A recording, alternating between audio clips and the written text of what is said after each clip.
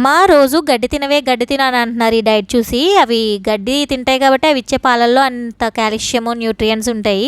So గడ్డి తిన్నా తప్పలేదు మనం ఈ రోజుల్లో. మంతెన గారి డైట్లో ఈరోజు 11:30కి లంచ్లో 3 రకాల స్ప్రౌట్స్ అనమాట. పెసలు, బొబ్బర్లు, శనగలు, అలాగే 2 గుప్పులు నానపెట్టిన వేరుశనగుళ్ళు, 1 క్యారెట్, 1 జామకాయ ఆల్రెడీ సగం తినేసాం. ఇక ఈరోజు వెయిట్ విషయానికి వస్తే 66.50, మన పాత వెయిట్కి వచ్చేసాం. ఇక్కడ డిన్నర్ విషయానికి వస్తే 1 జామకాయ, అలాగే 1 దానిమ్మకాయ, కొన్ని పపాయ బొబ్బాస్కాయ ముక్కలు, 1 నువ్వులుండ, హ్యాండ్ఫుల్ ఆఫ్ నట్స్.